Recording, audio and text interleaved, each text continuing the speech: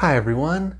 Today we're going to be continuing our multi-part video series on psychological skills and tools to manage and overcome depression. And so far we've talked about the importance of behavior change, goal setting, how to set goals that you're going to succeed at, and the concept of developing a sustainable lifestyle to ensure that the energy being drained from your life is being replenished by the energy coming back into your life. And so in today's video, we're going to be focusing on one of the most obvious sources of energy and that's your diet. The food you eat, the actual fuel that you put into your body. I'm going to get into some of the problems that people experience with their diet during depression, and then we're going to talk about what you can do to your diet, what you can do to improve your diet, even if you're feeling depressed. So when we think about a sustainable lifestyle, one of the most obvious sources of energy is food. If you're experiencing depression, have you noticed any changes in your eating habits? Well, we know that depression can affect a person's diet in a couple of ways.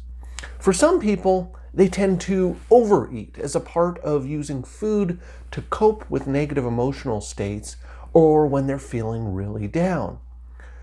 More often, though, in depression, people tend to undereat because one of the big symptoms of depression is a lack of appetite. You might find that you just don't have any interest in eating, you don't really feel hungry, you may go the entire day and never even think about eating or even think about being hungry. But just because you don't feel hungry, just because you don't feel like you have much of an appetite, that doesn't mean that your body's need for fuel has actually changed. So if my body needs this amount of food and fuel to do things that I need to do in a day, but I'm only putting in this amount of fuel and food into my body, I'm not going to have enough energy to do the things I need to do. And so this lack of energy leads to a reduction in activity or withdrawal from activity, which then fuels my depression because now I'm not doing things, I'm not accomplishing things, I'm letting people down, and that in turn makes me feel worse, which means I may feel even less hungry or less motivated to eat, and the cycle continues. Depression is all about these negative feedback loops, where the depression will get you to behave in ways that actually makes you feel more depressed, even though you may not realize it's happening. Now, you might think to yourself, okay, I understand that depression may affect my appetite and how much I eat, then the solution should be pretty simple. I just need to eat more. And on the surface, that makes a lot of sense. But as with most things with depression, this is a lot easier said than done. If you ask someone who's experiencing problems with their diet because of depression, if you ask them, should you be eating more? They'll say, yeah, I know I should be eating more. I just don't have any appetite and I just don't have any drive or motivation to eat. And if you think about it, there's actually a fair bit of work that goes into eating enough and eating enough healthy food. For one, you have to go shopping regularly, which means you have to get dressed and go out to a potentially busy supermarket. But before you do that, you have to think ahead and write out a list of all of the items that you need to get on your shopping trip. And once you're in the supermarket, you have to navigate your way around the supermarket, finding everything on your list and dealing with the hassles and the stressors of being in a busy supermarket. You have to pay for all of those groceries and then bring them home, where you now have to organize and put them everywhere that they need to be. And that's just getting the food into your house. Now we have to go about figuring out what you're going to prepare for lunch or dinner. You need to figure out what you're going to make yourself for breakfast in the morning and then actually follow through with making it. And once you've made the meal and you've eaten it, now you have a whole bunch of dishes and pots and pans that need to be washed, dried, and put away. For people who aren't experiencing depression, this is just a natural part of their day-to-day life that they don't really even think about.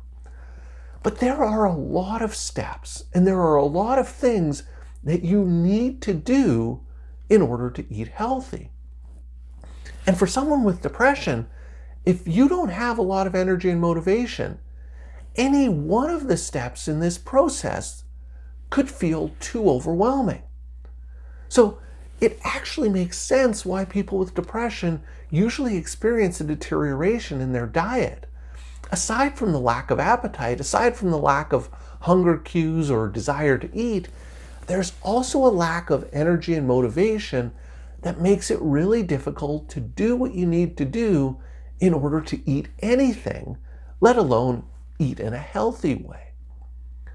So with that background in mind, with that understanding of how depression affects your diet and multiple aspects of your diet, what can you do about this? What are some of the things that you can do to begin to break this negative spiral of depression negatively affecting your diet, which then fuels into even more depression?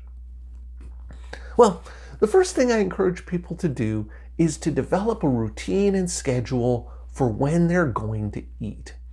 In other words, have set times that you plan to eat regular meals. If you just go by how hungry you are to determine when to eat, you're likely not going to eat anything.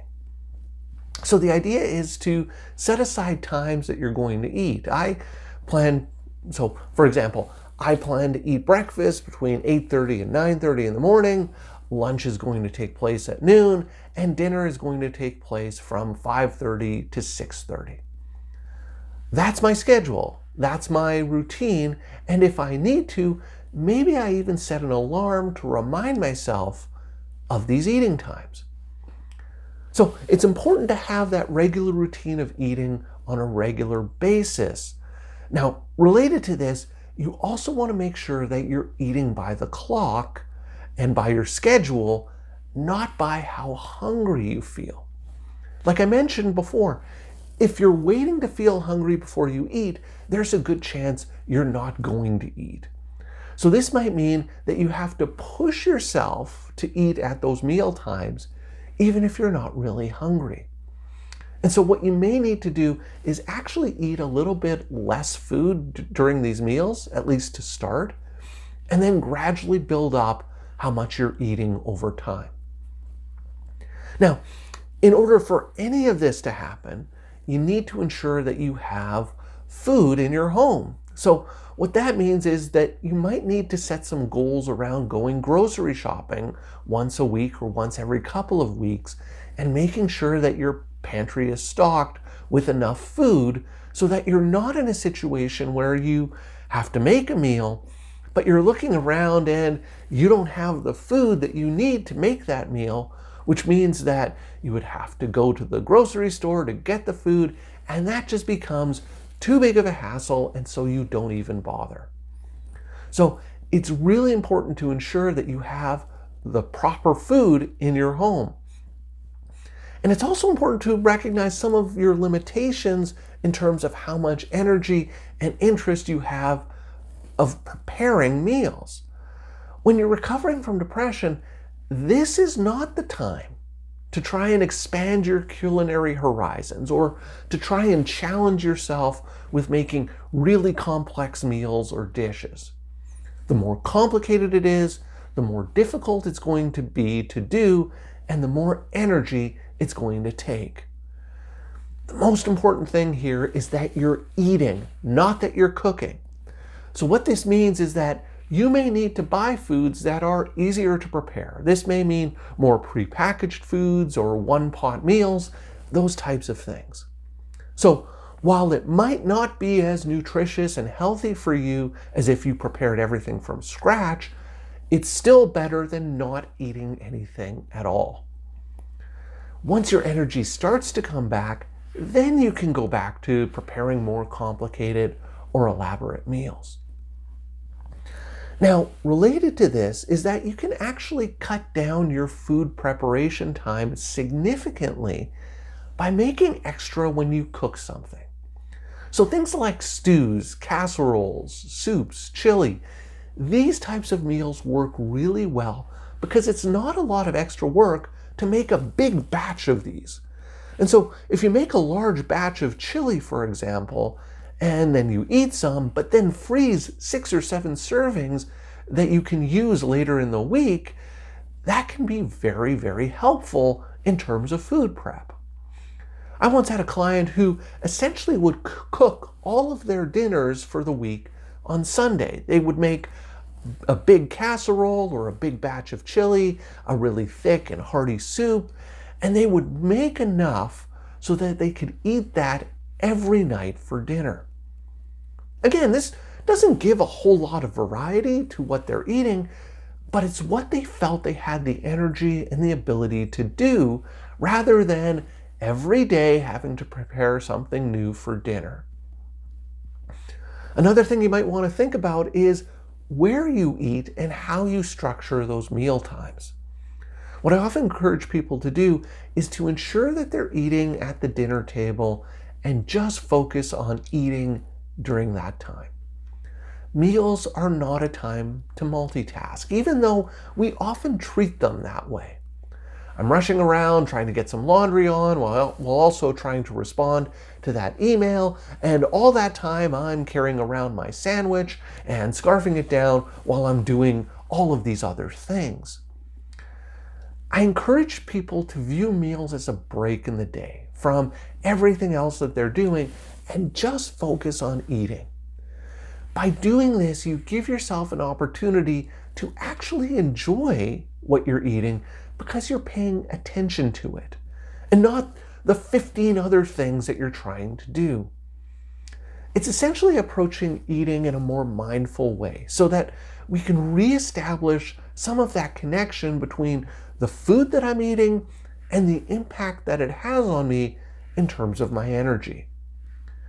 It's also about me reminding myself that I need to make fueling myself a priority, which is something we often don't think about.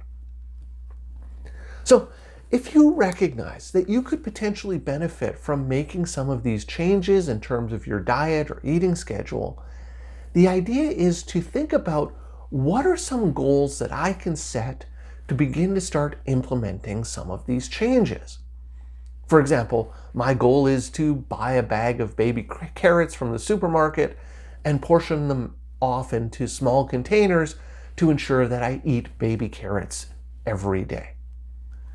My goal is to set a timer for 20 minutes to ensure that I'm not rushing through meals and that I take my time while I'm eating. My goal is to set an alarm to remind me every day to have a snack in the middle of the afternoon. There are all sorts of ways that you can set behavioral goals using the goal-setting approach that we've talked about to begin to start changing some of these eating habits and reversing the negative effect that depression is having on your diet. And if you want to learn more about another way of putting energy back into your life, specifically getting more exercise, I encourage you to check out this video. So that's all for today's video. As always, thank you for making it all the way to the end of this video, and I will see you in the next one.